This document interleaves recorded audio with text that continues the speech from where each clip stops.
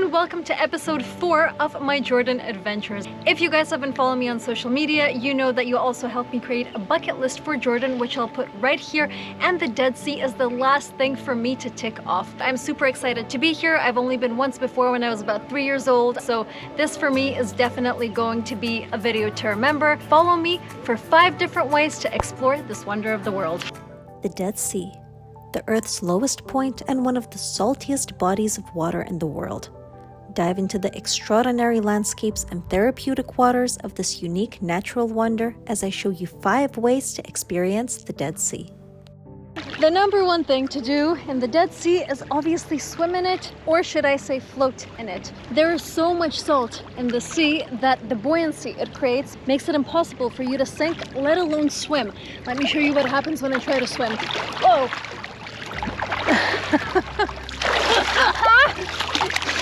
Yeah, no.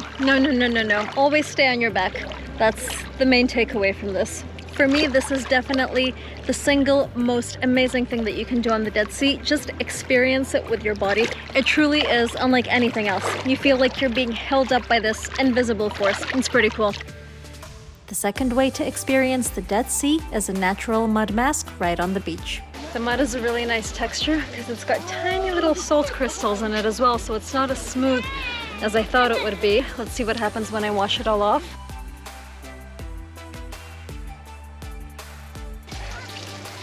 My skin feels amazing. You guys, I'm telling you, it's definitely a thing.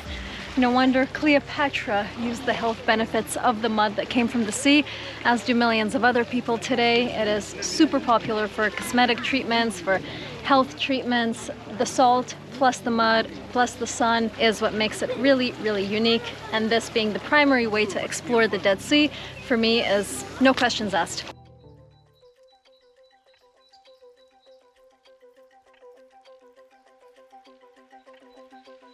Driving through some incredibly beautiful winding roads uphill to show you the third way in which you can experience the Dead Sea. And in the meantime, if you've been enjoying this video so far, why not hit the subscribe button?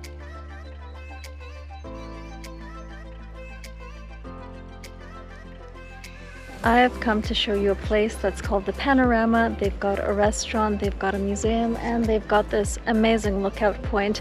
I think the sunset over the Dead Sea is something incredibly special. On that side, that bit of land you can see is actually Israel. Here we're in Jordan, and we are separated by this world-famous body of water that has medicinal properties, health benefits. I mean, it's really quite spectacular if you think about it. And speaking of spectacular, there's not only the sunset here, but look at that. Everything that we drove through is now right beneath you. Honestly, this is, I think, one of the lesser known ways to experience the Dead Sea, but definitely one that you should do.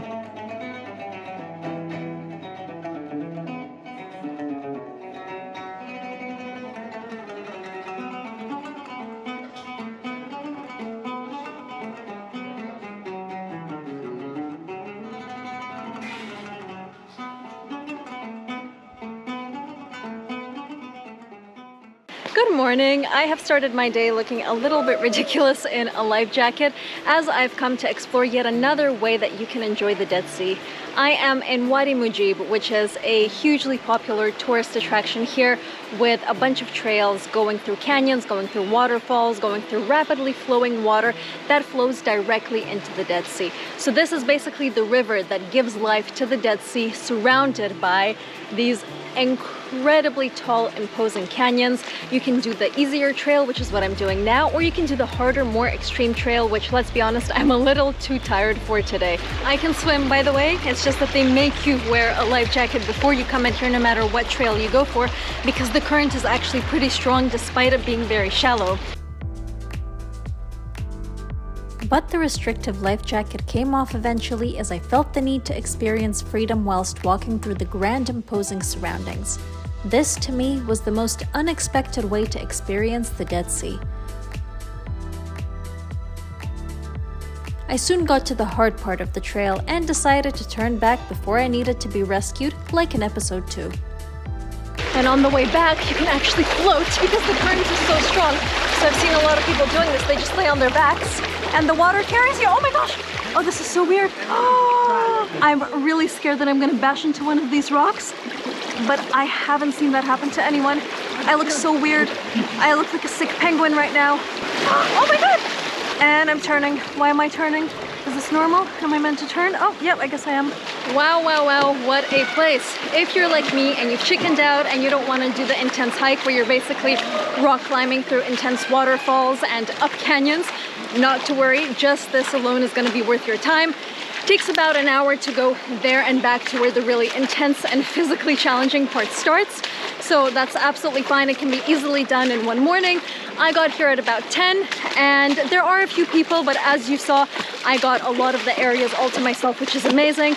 This for me is definitely something you'll want to do if you come to the Dead Sea. It's a great way to learn about how the Dead Sea gets replenished and where the water in it actually comes from. Another way to experience the Dead Sea is obviously to get really close to all of these amazing salt deposits that line the border of some of the areas of the sea.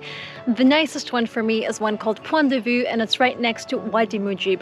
So head over there and admire it all from above, and then take the trail downhill for approximately 3 minutes, and you'll reach this stunning area where you can physically touch the salt, which feels really strange, by the way.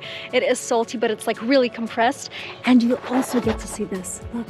It's like different layers of salt deposits underwater, which make for a really, really beautiful photo.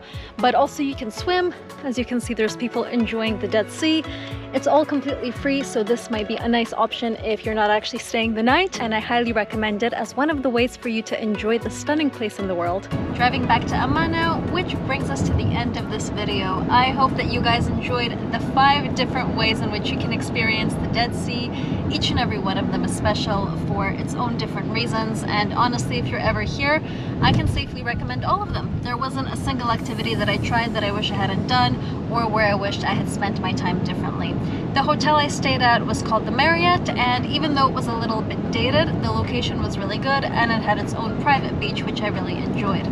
Now, unfortunately, this also brings us to the end of my Jordan series, and if you missed the last 3 episodes, I'll link them for you in the description below. Jordan for me has been an amazing new discovery. I personally found it to be absolutely extraordinary. It surpassed any expectations I had.